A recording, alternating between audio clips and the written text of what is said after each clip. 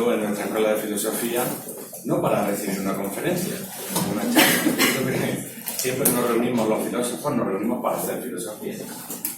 Porque charlas ya tenemos en YouTube todas las que queremos, ¿no? Entonces es mucho mejor esa interacción que hay cuando las personas se miran a la cara. Y aunque seamos muchos y sea a veces parece que un poco difícil, siempre en un acto como esto, si hay una intención buena, hay una comunicación también especial. No solamente del que de alguna manera da la charla, sino de todos los que estáis sentados. Se crea un ambiente especial y espero que sea lo suficientemente especial y bueno para que nos vayamos de aquí percibiendo eso que vamos a llamar un ideal. Y que creo que es la conferencia más difícil que he dado en mi vida. Porque es muy difícil. Creo que es inexplicable. Pero el hecho de que sea inexplicable, que sea inefable, que sea difícil, no quiere decir que no exista. Y no quiere decir que no hagamos un intento sobrehumano por acercarnos a eso que es el ideal. Y que en el fondo, creo que todos sabemos lo que es, aunque no sepamos ponerle palabras. Es decir, pasa como a la hora de mirar algo. Si está muy lejos, no lo ves. Y si está demasiado cerca, tampoco. Entonces yo no sé si el ideal está muy lejos o está muy cerca, que no lo vemos y nos cuesta describirlo. Entonces tenemos que hacer un esfuerzo por alejarlo un poco, por ponerlo a una distancia prudente para que podamos comprender un poco de qué se trata eso del ideal. Como es lógico, tendríamos que hacer una introducción o asentar primero una serie de elementos para luego poder hacer referencia a ellos, porque si no, cuando he dicho la primera vez la palabra ideal, ¿qué hay en la mente de cada uno de los que estamos aquí cuando escuchamos esa palabra? Que la palabra es la misma para todos, pero ¿qué se despierta aquí? ¿Qué se despierta aquí? ¿Qué concepto le hemos asociado? Eso es misterioso, porque luego, aunque lo hayamos captado, nos ponemos a hablar y no estamos de acuerdo. Cada uno piensa una cosa. Y es que las palabras nos confunden cuando no hemos afinado su sentido. Como somos hijos de nuestro tiempo, cada generación es hija de su tiempo, no nos engañamos. Entonces, lo primero que creo que debemos de hacer es intentar comprender un poco cuál es nuestra postura, no ya la individual, sino la postura de nuestra mentalidad frente a estas cosas. Porque lo miramos desde una óptica. Si nosotros hablamos hoy del ideal aquí en Almería, a la entrada casi del otoño, y del mismo ideal hablaba un griego en el siglo I, después de Cristo, lo vemos y lo veían desde nuestra mentalidad, desde nuestra óptica, con nuestras culturas, con nuestros conceptos, con nuestros prejuicios, lo vemos con todo eso. Entonces, si no tomamos conciencia de cuál es nuestro punto de vista, seguramente vamos a errar el disparo, porque siempre tenemos un cristal. Entonces, lo primero que tenemos que hacer es el cristal mental a través del cual vemos las cosas, tratar de desempañar un poco, como hacemos cuando el cristal del coche se nos empaña, ¿no? Desempañar un poco para ver cómo es la idea. Somos hijos del siglo, iba a decir 21, en realidad somos hijos del siglo XIX, que ha sido un siglo muy, muy, muy largo. Después pasamos a ser hijos del siglo XX, o ya a ser hijos, nietos del siglo XX, y ahora estamos en el siglo XXI. Pero en este tiempo han pasado una serie de cosas que han cambiado mucho la mentalidad. Y hemos nacido en esa mentalidad. ¿Cómo pensamos y cómo sentimos nosotros en este momento? ¿Y cuáles son los elementos que nos han dado las bases para pensar o sentir así? Había muchos, pero como no tenemos mucho tiempo, yo lo voy a sintetizar en dos cosas. Por un lado, bueno, antes de eso, hay una, ¿cómo decirlo? Hay una dicotomía ancestral entre dos posturas en la filosofía y por lo tanto en la vida. Lo que podemos llamar materialismo e idealismo. Eso suena, ¿verdad? Hay gente que piensa materialistamente, hay gente que piensa de una manera idealista. estas palabras se han reproducido hasta la saciedad. O sea, hace un siglo y medio, materialismo significaba una cosa, idealismo una cosa. Ahora está el materialismo dialéctico, el materialismo realista, el realismo materialista. O sea, si vais a buscar qué es materialismo, qué es idealismo, hay un caos entre los estudiosos que es apasionante. Son matices que en realidad nos llevan a la confusión. Pero en realidad son dos cosas muy simples. ¿Qué dice la postura? Y esto no es nuevo. O sea, para nosotros, que sabemos que la filosofía para nuestro occidente dicen que nació en Grecia, es relativo, pero bueno.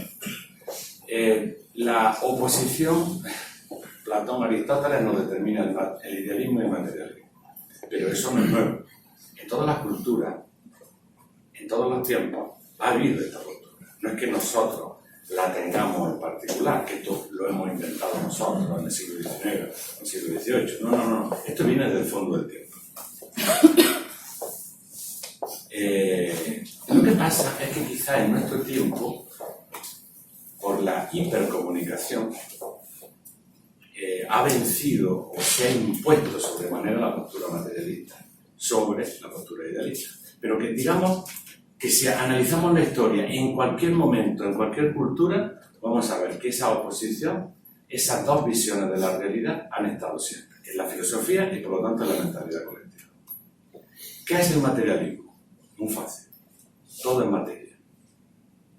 Y no hay nada más que la materia. O sea, más allá del átomo y de las partículas subatómicas, no hay absolutamente nada más.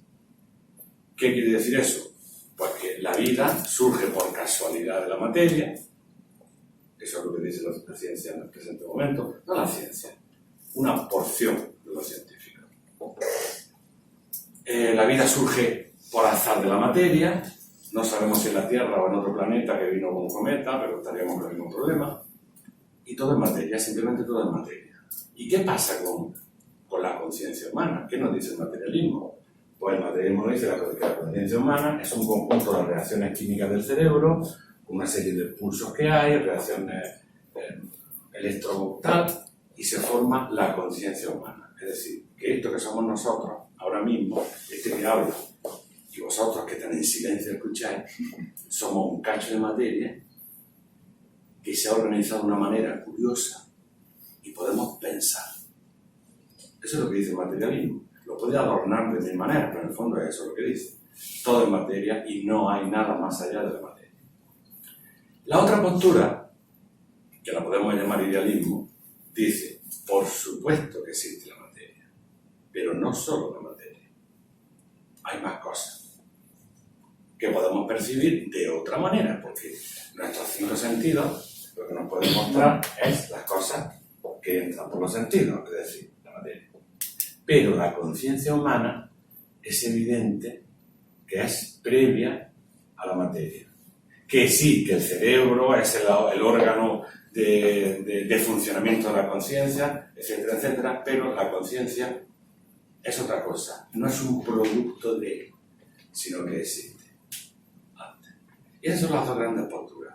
Y eso se va atomizando a lo largo del tiempo y se va convirtiendo en diferentes elementos cada vez más conflictivos, más atomizados, con más matices. Pero básicamente esa es la idea.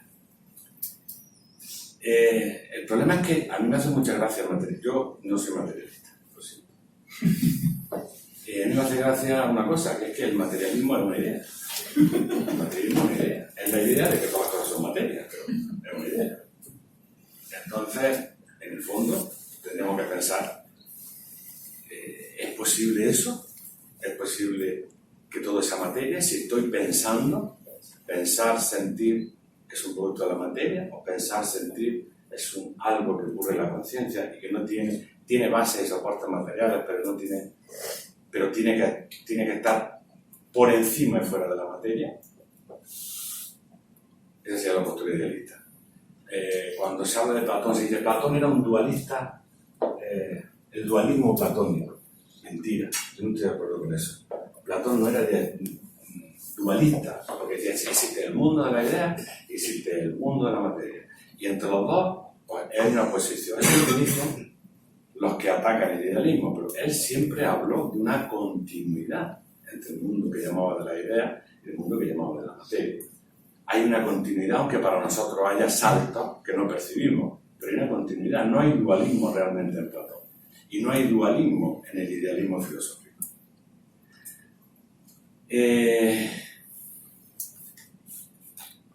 A ver qué más puedo decir.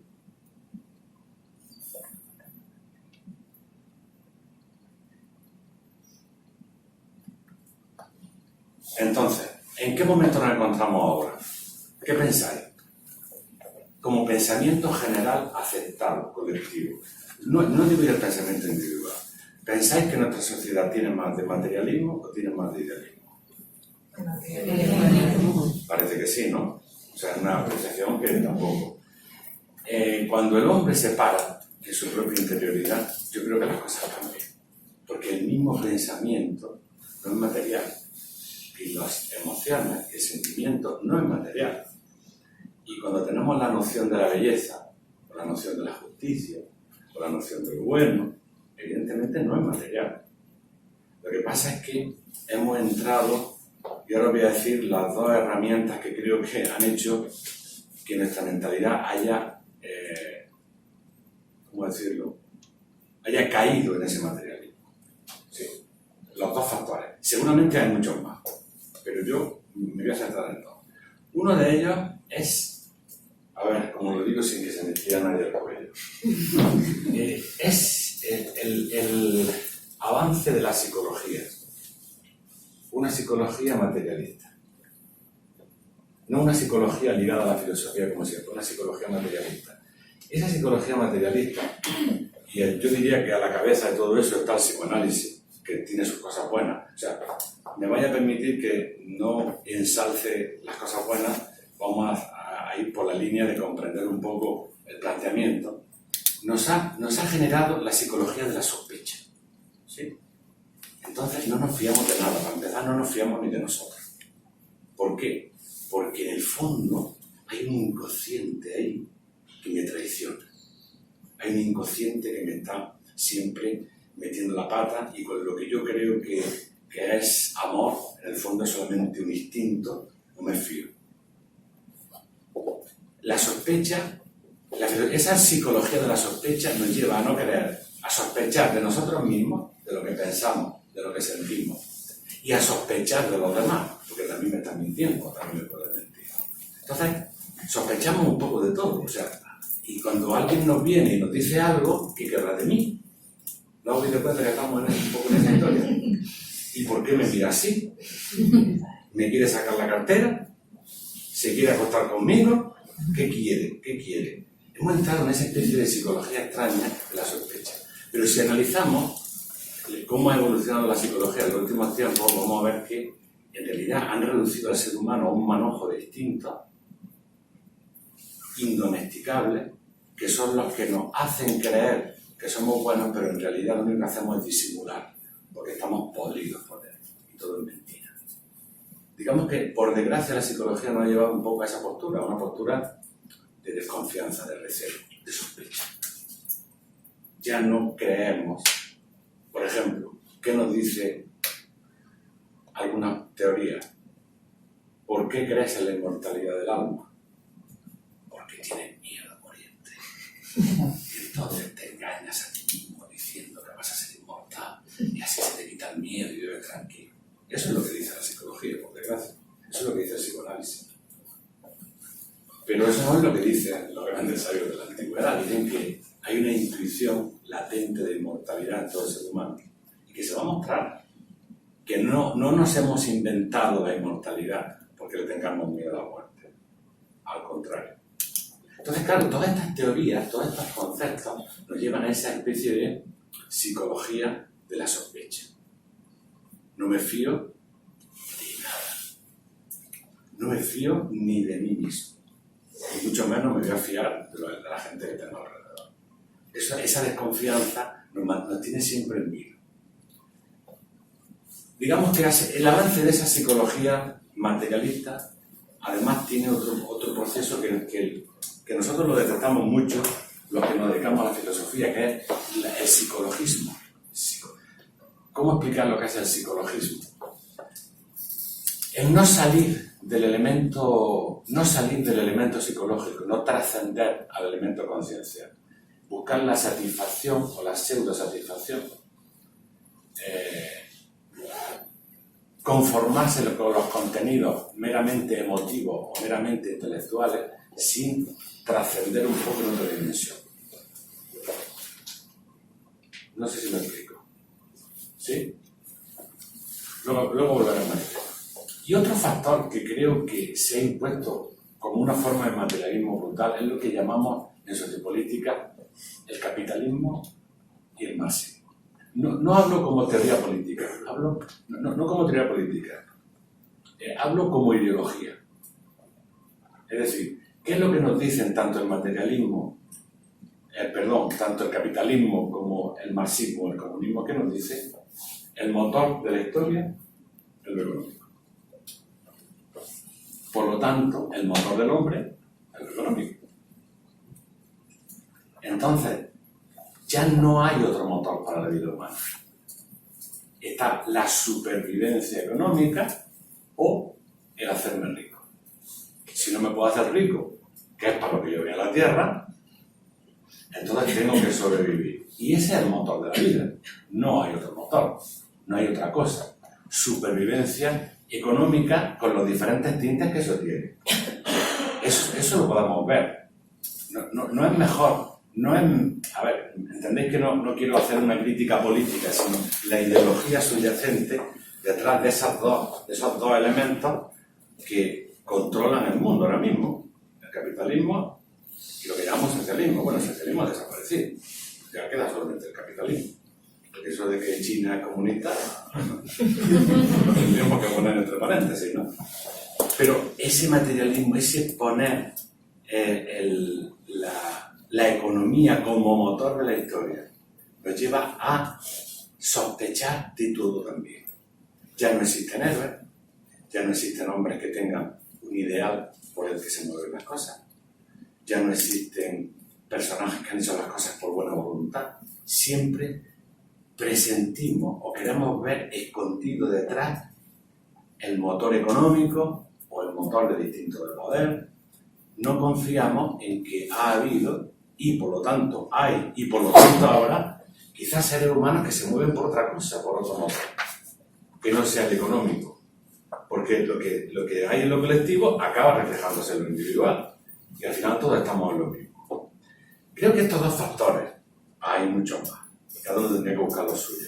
Este factor de esta psicología que nos ha sembrado el sentimiento de la sospecha y esa forma social, política, de que lo único importante en la vida es lo económico, de alguna manera se nos han colado. No sé cómo decirlo. Podemos decir, mira, yo no soy, yo le voto al PP, yo le voto al PSOE, me da igual, no, yo no voto, yo no tengo ideología. No importa que no tengas ideología, tú estás aquí dentro, tú estás aquí, tú estás recibiendo los mensajes desde que naciste. Yo no soy cristiano, a mí la religión no me importa, no importa, el cristianismo lleva 2000 años aquí y algo de eso está en ti. A mí no, si yo ni iba a la iglesia, ni me enseñaron el catecismo, yo nunca, no importa. Esas cosas, esas ideologías han conformado la mentalidad en la que nos encontramos ahora, por lo tanto somos producto de ellas, teníamos que revisarla, que es en realidad lo que hace la filosofía, revisar nuestra propia postura ante la vida y hacerla consciente, y si llega el caso, rectificarla, sería lo interesante. Es decir, todo este problema, esta disquisición larga, si queréis, es para que veamos que de alguna manera hay un cristal de un determinado color delante de nuestro ojo interno que nos hace ver las cosas de una determinada manera. Y es la que vemos. Pondría un ejemplo muy bonito de un filósofo muy interesante. Si tú coges tu ventana y la pintas de rojo, tú ves la calle rosa. Tú sabes que la calle no es rosa, pero tú la ves rosa. ¿Sí o no? Porque porque estás mirando a través de un color rojo, tú todo lo ves teñido de rosa. Yo creo que es una postura filosófica muy interesante para detectar nuestros propios cristales y tratar de ver algo que hay más allá, para acercarnos un poco más a la realidad. Y es un trabajo individual que tiene que hacer cada uno. Bueno, dichas estas cosas, vamos a tratar de ser breves y a ver si se puede hacer un diálogo fluido interesante del poco. Yo creo que puede ser algo muy interesante. Visto este aspecto, ¿qué entendemos por ideal y qué es un ideal? No se puede definir lo que es un ideal. Tenemos que conformarnos con ¿cómo diríamos? Tenemos que conformarnos con percibir qué efecto tiene el ideal en la vida humana. Porque a través del efecto que el ideal tiene en la vida humana es como vamos a ir comprendiendo lo que es el ideal. Si os digo que para Platón el ideal era un arquetipo, ¿nos dice algo? Platón decía que era un arquetipo.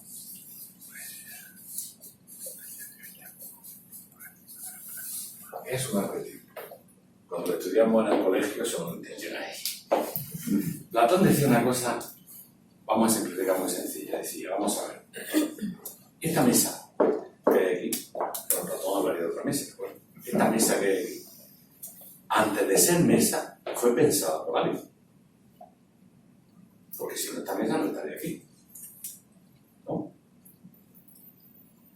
Si llegamos a esta sala, como diría el profesor de Braga, si llegamos a esta sala y vemos todas las sillas puestas, las luces encendidas, la pizarra para escribir, a ver, ¿a quién se le ocurre entrar por la puerta y decir, caramba, qué casualidad? ¿Cómo se han puesto todas estas sillas? ¿Quién ha encendido las luces? Es más, ¿de dónde viene la luz? Qué casualidad más maravillosa. Es decir, Platón nos diría, hay un pensamiento o algo parecido a un pensamiento detrás de la realidad.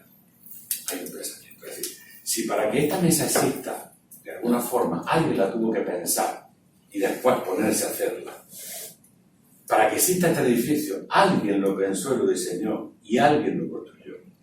Platón, siguiendo esa misma lógica, decía, para que existan las cosas de la vida, alguien las tuvo que pensar y por lo tanto tienen que existir las ideas de esas cosas. O sea, si yo veo un olivo y sé que es un olivo y todos los olivos se parecen y no hay dos olivos iguales, Platón diría, hay una idea del olivo. Porque si no, ¿cómo sabe el olivo que es olivo? ¿Y cómo sabe esa semilla que se va a convertir en un olivo? Tiene que haber algo, tiene que haber una idea de eso.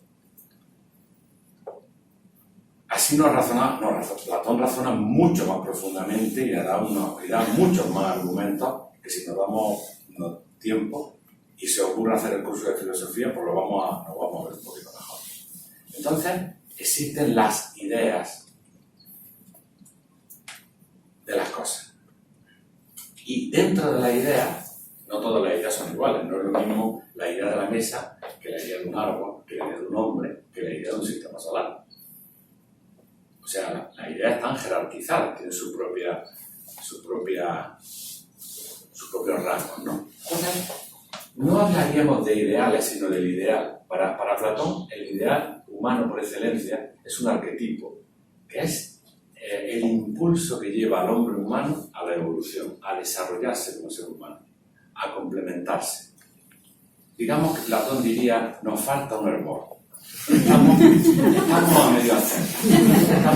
No hay que asustarse. No hemos completado la evolución.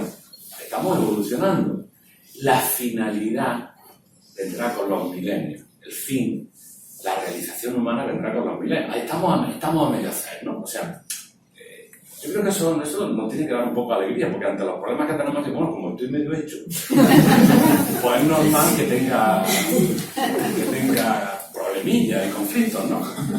Entonces, Platón decía, sí, está ahí a medio hacer, pero existe ese ideal que es el que tira de la evolución, que cuando el hombre lo capta, sabe que tiene que crecer como ser humano, sabe que tiene que hacer otra cosa, sabe que se va a desarrollar, y además hasta un límite insospechado. Eso es el arquetipo para Platón. El ideal para Platón es eso. Pero es muy interesante la palabra, porque arquetipo viene de arché. No sé si os sonará, los que estudiasteis filosofía del instituto, arché, el arjé, el principio.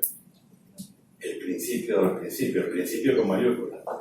Y tipo, lo vamos a poner así que queda más gracioso, tipos, se parece más a lo griego, que es la forma, es el principio de la forma, es la esencia de lo que va a ser luego una forma, de lo que luego se va a plasmar. Entonces el arquetipo no es exactamente mental, el arquetipo es una energía, es un algo que cuando el hombre lo capta, crece, se mueve en una determinada dirección. Ya no se queda donde está, ya sabe que la vida tiene sentido. Eso sería para Platón un arquetipo, y nadie lo ha definido mejor que Platón, os lo aseguro. Lo que pasa es que para encontrar la definición de Platón nos tenemos que leer toda su obra. ¿Por qué necesitamos un ideal? ¿Por qué necesitamos un ideal? Porque si no nos quedamos donde estamos. Aquí. Necesitamos un ideal. ¿Qué pasa? Que el ideal no puede ser ni impuesto, porque eso no tiene ningún sentido, ni inventado. O sea, el ideal no es una cosa que es un proyecto, se inventa. Un proyecto, yo puedo tener el proyecto, no sé, de comprarme una casa, o puedo tener el proyecto de hacer una carrera, o yo puedo tener el proyecto. Los seres humanos podemos y debemos de tener proyectos vitales que son nuestros, pero es que el arquetipo, es que el ideal no se inventa, no es un proyecto, no es una elaboración de una persona. El ideal solamente se puede captar, solamente se puede percibir, solamente se puede ver. Y entonces, de alguna manera, algo en nosotros se transforma, cambia, se convierte en otra cosa. ¿Qué es lo que nos da? Pues no sé. Cuando todos pensamos así en un ideal, a que pensamos en un mundo y en un hombre mejor. El ideal para la humanidad, diríamos, un hombre mejor, un mundo mejor. Pero, ¿verdad que no se nos ocurre pensar un mundo donde todo el mundo tiene 5 coches, 7 pisos, 2 millones de euros en el banco? ¿A qué no pensamos en eso? No es que esté mal, pero a que pensamos en ese hombre mejor, en ese mundo mejor. No pensamos en un mundo más armónico, más justo, más equilibrado, más bello. Es decir, ese ideal no nos lleva a una materialidad, aunque evidentemente si hay un mundo mejor, más justo, más bello, más noble, la materialidad tiene que cambiar. No sé, porque todos necesitamos comer, todos necesitamos un techo, todos necesitamos una serie de cosas. El ideal no se desentiende de eso.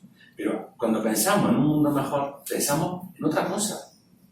Pensar cómo os gustaría que fuera la generación que viene. Aquí hay algunos que ya están aquí. ¿Cómo os gustaría que fuera? ¿No os gustaría que fueran gente buena, gente noble? No sé, gente honrada. Porque con todas esas cosas, los problemas que tenemos ahora, es decir, un problema ecológico, no habría. Problemas económicos, no habría. Problemas de género, no habría. Con gente noble, con gente buena, con gente profunda, todos esos problemas no existirían. Eso sería la realización de alguna manera del arquetipo.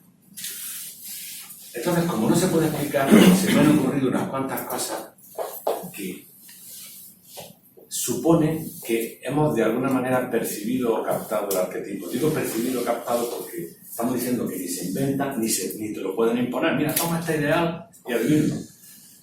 No, se percibe en un momento dado. Y lo bueno que tiene, o lo malo que tiene, o la característica que tiene es que no siempre lo vemos. Lo vemos a veces.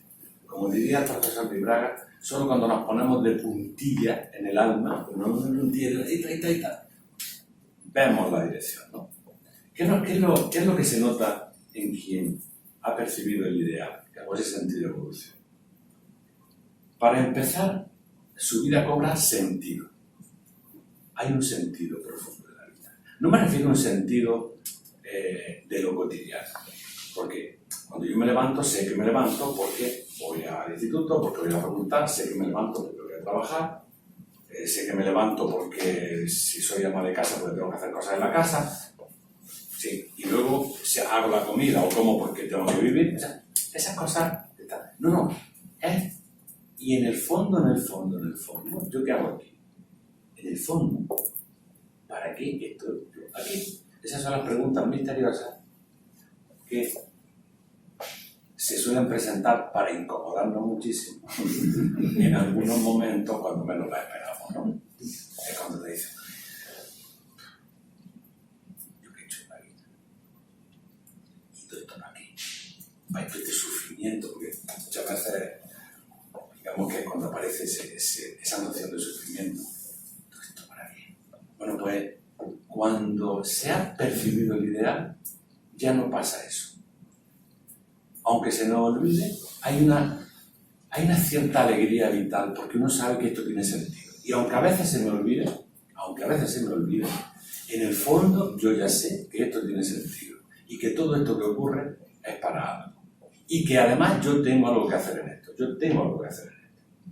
No todo me viene dado. No todo son casualidades. Hay un destino y yo soy protagonista de mí. Porque el ideal, lo bueno que tiene, es que es para uno y para todos, porque no es el mismo, aunque cada uno lo va a percibir con su cristalismo. Entonces, lo primero que se percibe cuando hay una captación o una vivencia del ideal es que la vida tiene sentido, aunque no sepa cuál es. A veces decimos, ¿y cuál es? No me importa, tiene sentido, yo sé que tiene sentido, porque quizás la gran clave es ir descubriendo el sentido cada día. El sentido de la vida es, y lo escribes, tachado, pues mañana te arrepientes porque lo vas a cambiar, va a poner. No es eso. Es más profundo. Lo otro es intelectual. Y lo intelectual, tal como viene, se va y se deforma. No, quizás no sé muy bien qué, pero tiene sentido. Eso es una consecuencia del ideal. Otra consecuencia del ideal es la ética. El que tiene un ideal es un ser humano ético, pero no ético de la costumbre, ético con un toque de atemporalidad, con un toque de eternidad, sin apurar.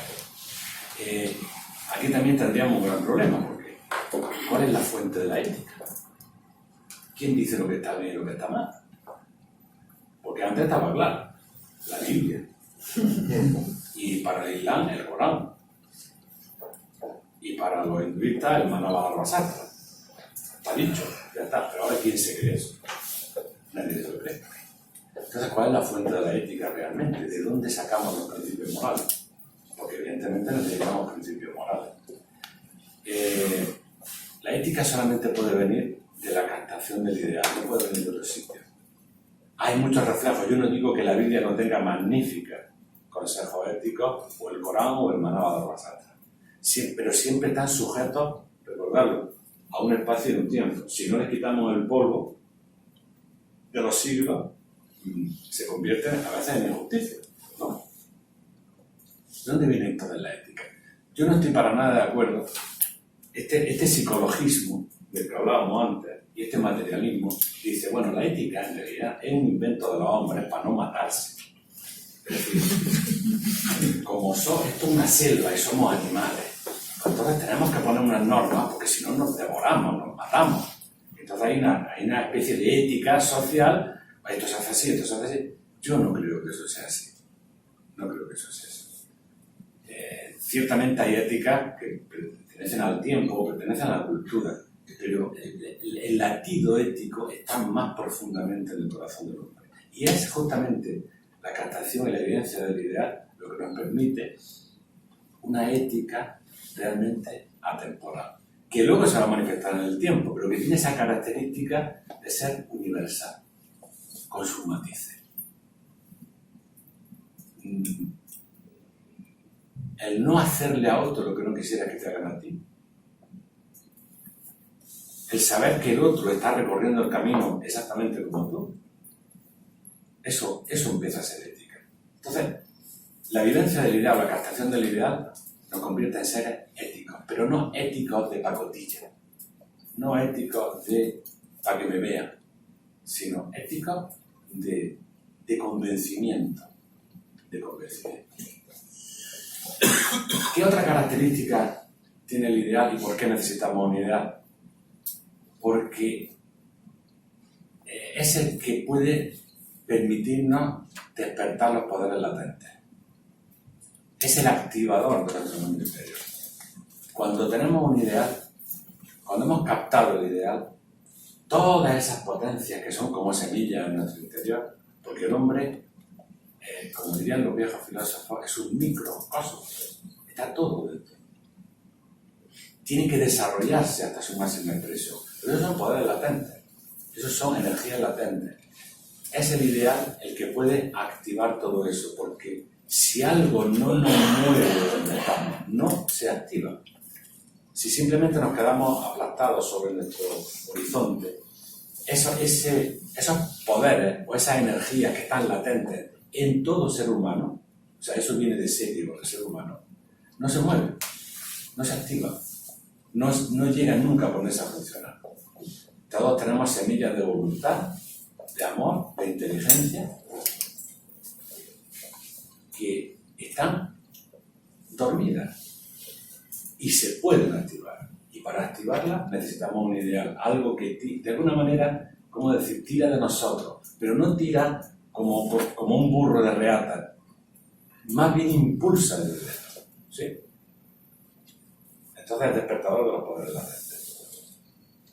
¿Qué más? Otra cosa muy curiosa es que el ideal es individual y es colectivo.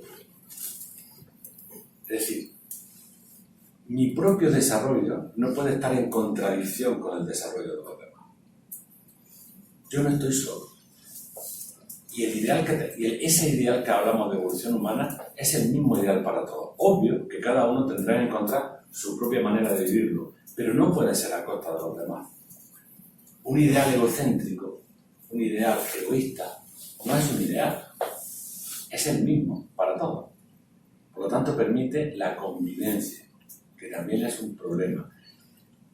Vivimos en un mundo, no sé si estaréis de acuerdo conmigo, ¿no? Eso lo podemos discutir ahora dentro de 5 minutos que voy a terminar, que ha absorbido al individuo. Nuestra sociedad ha absorbido al individuo. Vivimos en un mundo de modas, de modas, de vestido, de moda, de pensamiento, de moda, de sentimiento. Y de alguna manera el individuo no ha nacido porque ha quedado absorbido en lo social. Solo se habla de lo políticamente correcto. No se te ocurre hablar de otra cosa. Y solo se puede pensar lo que dicen que puedes pensar, porque si no, eres raro, eres anti o eres lo que sea. ¿Qué pasa? Que como consecuencia el ser humano se vuelve individualista. Se encierra en sí mismo y nos volvemos broncos, porque si no lo puedo hacer en el mundo, porque de cara a la galería yo tengo que parecer que soy normal, entonces me vuelvo individualista y dentro sufro, pero me vuelvo bronco para con los demás. En cambio, si tenemos una idea, ese ser humano se convierte en una persona amable, que no niega el desarrollo al que tiene al lado, porque no se lo niega a sí mismo tampoco, ¿no? Entonces yo sé que parece una contradicción entre el despertar del individuo y la vivencia en sociedad, porque parece que serían incompatibles. Si yo soy yo, no exactamente yo tal como quiero ser, no puedo convivir con los demás, pero no es verdad, eso es falta de ideal. Cuando hay un ideal, cuando tenemos el ideal, nos damos cuenta de que es perfectamente posible una cosa y la otra.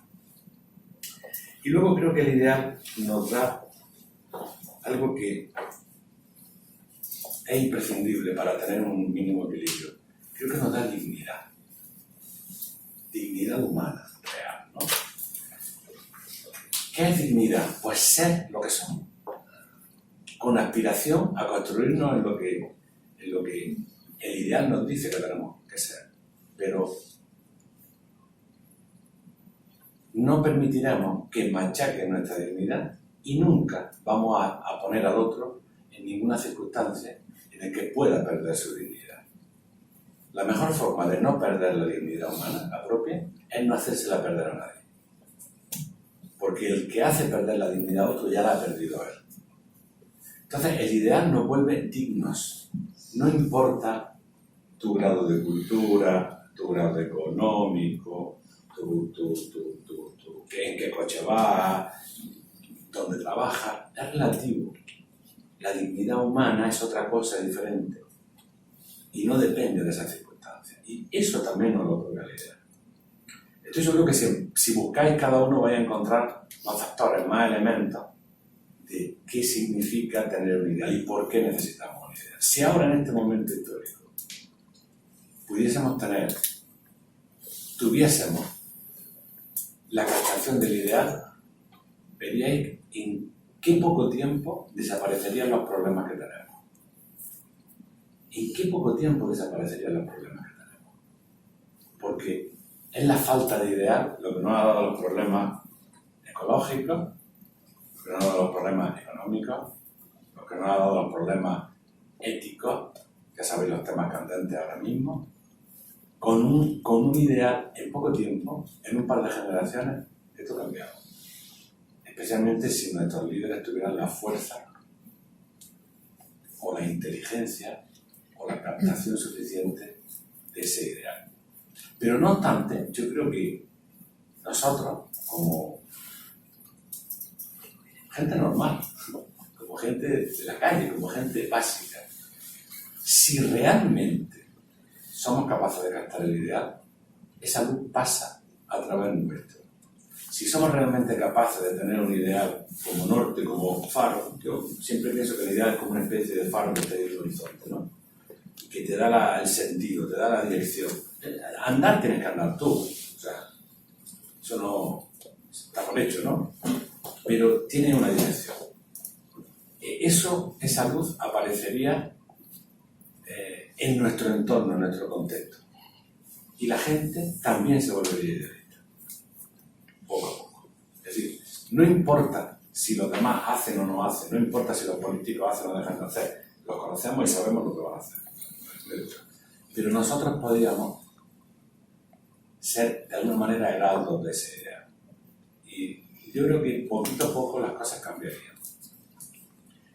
Y yo no voy a decir más nada, simplemente os voy a leer una frase del profesor Libraga, que es el fundador de nuestra escuela de filosofía. Es un parrafito, tiene un artículo que se lo dedica al ideal, es un parrafito.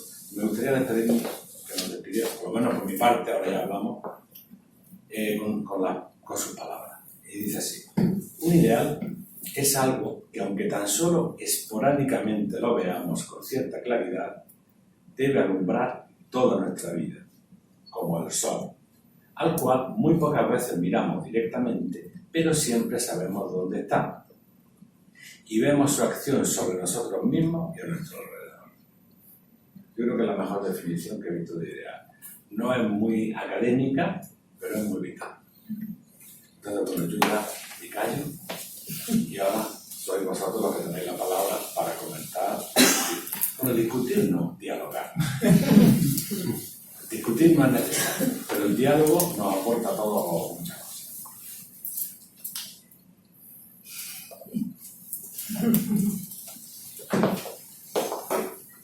Sí.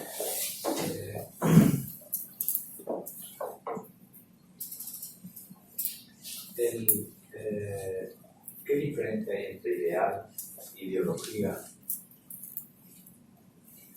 o idealismo? ¿Y por qué según qué entorno puede considerarse como algo malo, aunque la raíz de la palabra es la misma? Bueno, ideal es lo que hemos tratado de decir. Sí. Ideología lo vamos a ver en dos niveles, porque hay una ideología. En realidad, ideología en el sentido profundo sería el conjunto de ideas, de principios que emanan de un ideal. Hay una ideología que emana de una ideal, es decir, una ideología ética, de fraternidad, una serie de cosas. pero tenemos que reconocer que hay una ideología materialista. Entonces es un conjunto de ideas que conforman una visión de la vida, que es una ideología. Dicen algunos que la ideología ha muerto. Y no es verdad, es que ha triunfado una que se la ha cargado todas. Entonces, claro, ya no queda, ya quedamos unos pocos diciendo, oiga, pero es que hay una que ha triunfado, que es la ideología materialista, que es la que hablábamos un poco al principio. Entonces, claro, no es que han muerto, es que ya no hay, es que se la ha tragado, y aunque parecieran contrarios los unos a los otros, al final han acabado todos cogiendo la misma ideología. Una ideología es una visión del mundo. Y un idealista, ¿qué es un idealista? El que ha visto una idea, el que ha percibido una idea. No sé en qué grado, pero el que ha percibido una idea, podemos decir que es un idealista.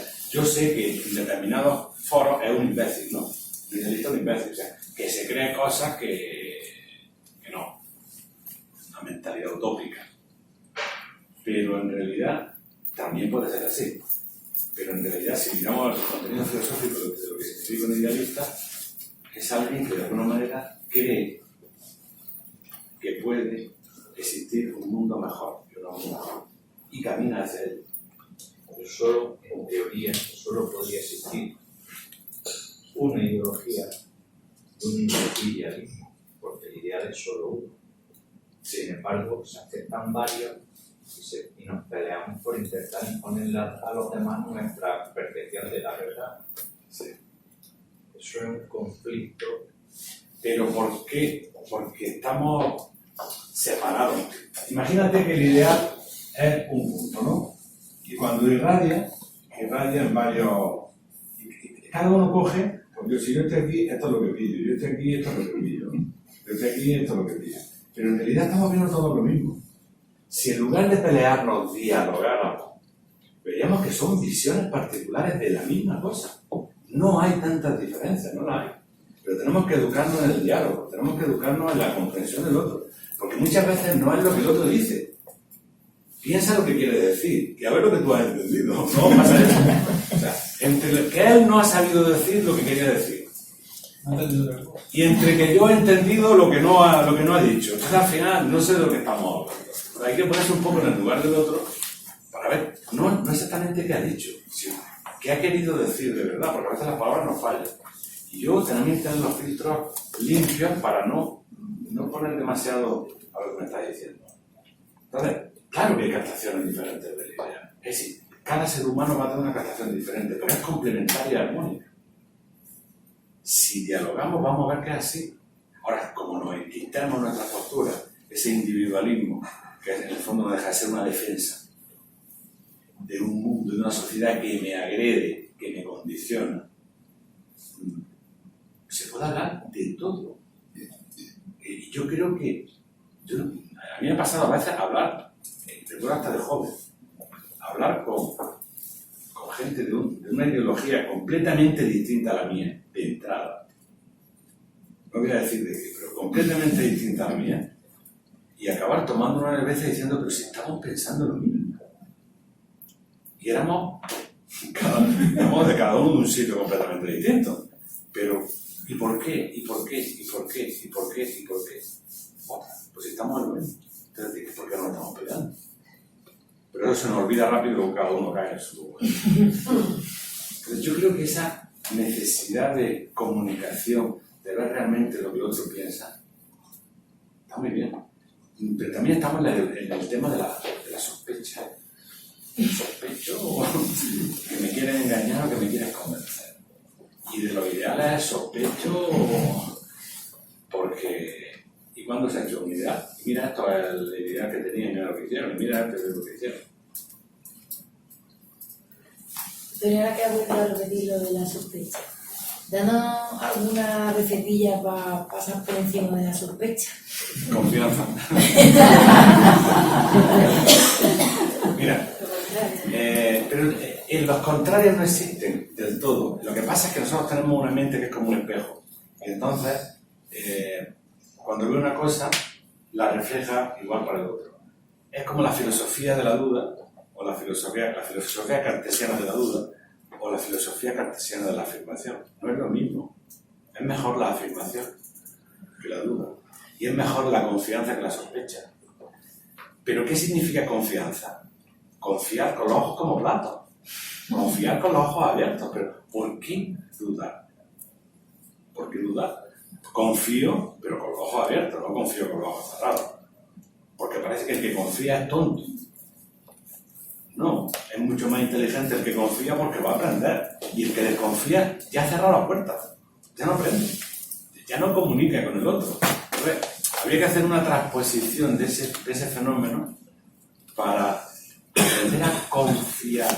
Además, no sé si os habéis dado cuenta, cuando tú confías, la gente es menos mala contigo. ¿Te habéis dado cuenta de eso? No cuando haces como que confías y te pones cara de que en realidad lo que está haciendo un teatro, el otro se da cuenta también. No, cuando hay una confianza real, cuando le das la oportunidad al otro de que sea el mismo, es posible que el otro sea más sincero. Yo por lo menos mi experiencia me dice eso. Entonces, en lugar de psicología de la desconfianza o de la sospecha, una psicología de la confianza. Vamos a ver qué hay detrás de este ser humano. ¿Por qué va a ser una mala persona? ¿Por qué va a querer algo de mí? Quizá con nuestra postura de confianza, si es que quisiera algo de mí, que puede ser, se lo replante, porque se va a encontrar otra cosa distinta. Se va a encontrar otra cosa distinta. Y eso le va a hacer que dude de sí mismo.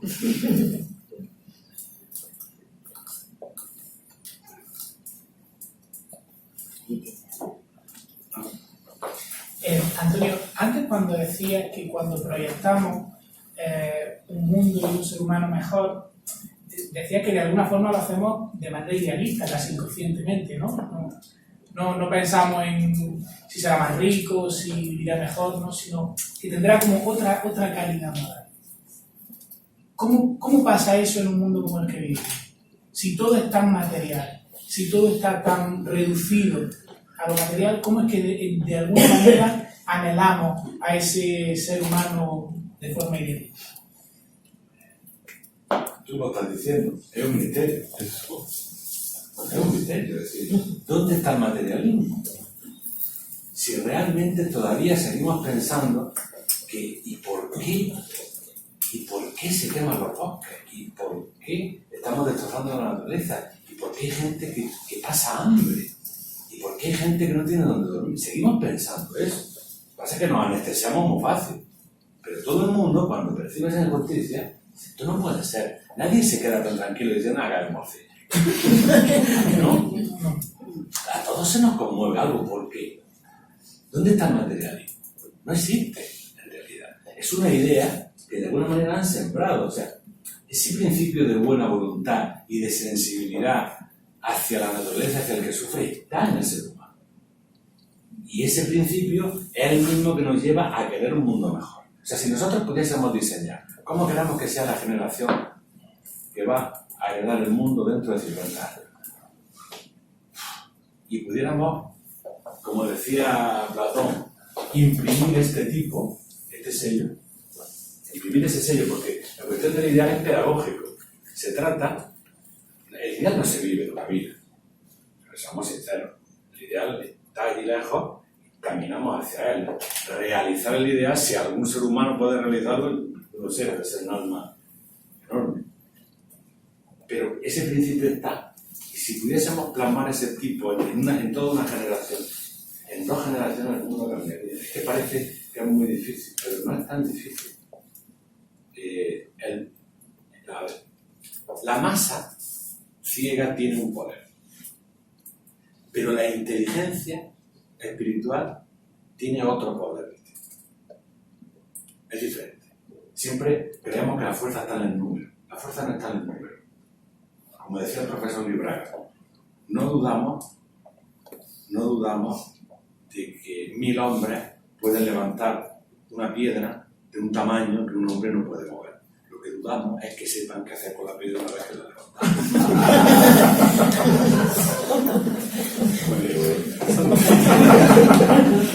una postura muy interesante, porque ya la hemos levantado y ahora qué. Hace falta alguien que diga qué hacemos con la piedra ahora. O ¿O para qué nos vamos a levantar, no? Entonces,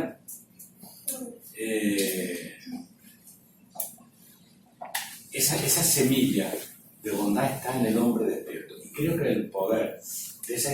Cuando digo inteligencia no digo intelecto, porque el intelecto es analítico, es racional, es 3 y 2, son... lo que sea, Inteligencia emocional, ¿no? Yo diría más bien emociones a las que se le ha puesto inteligencia. Las emociones son una cosa y la inteligencia es otra cosa. Las emociones, si se les pone inteligencia, son maravillosamente... Puede ser inteligente emocionalmente. Sí. Entonces, esa semilla está en todo ser humano porque nos conmueve la injusticia. Por mucho que nos quedamos anestesiados, nos conmueve la injusticia. No estamos nadie está conforme. Nadie es tan bruto, porque sería no un animal, algo peor, de ver a alguien sufriendo y no conmoverse. No sé si se atreverá a hacer algo, no, pero no conmoverse. Te conmueve, ¿no? Eso no lo puedes evitar. Por lo tanto, la semilla de la idea está dentro de cada uno. Y lo que decíamos del poder de la masa y el poder de la inteligencia, con mayúsculas, esa masa crítica de inteligencia puesta en marcha puede cambiar el mundo en poco tiempo. No se hará por la arma, no se hará por los medios de comunicación, se hace de tú a tú. Yo no considero que el mundo se pueda cambiar de otra manera, ¿eh? Podemos hacer las leyes más maravillosas del mundo, podemos utilizar... no, yo creo que esto se hace de tú a tú. Solo se puede hacer de tú a tú. Tiene que ser una onda expansiva, pero humana. Hay que mirarse a la cara. No se puede hacer vía remota. Yo creo que eso está latente en todo eso. Pero bueno, no es que yo lo crea. Lo dicen todos los maestros que en el mundo ha habido. O sea, que tampoco es que no... No sé, yo no me he inventado en esta conferencia nada. He puesto alguna tontería, pero todo lo que he dicho está dicho, ¿eh? Todo lo que he dicho, yo no me he inventado nada. Todo lo que he dicho está dicho. Son años estudiando filosofía, ya está dicho. Todo esto está... Lo único que hemos hecho es actualizarlo al presente, pero no es nada creativo. Es algo que siempre estuvo ahí. Y eso creo que es lo más interesante de todo. Que el ideal no se inventa. Nadie se puede inventar el ideal. El ideal se descubre, se percibe. Bueno, señores, ¿qué hora tenemos?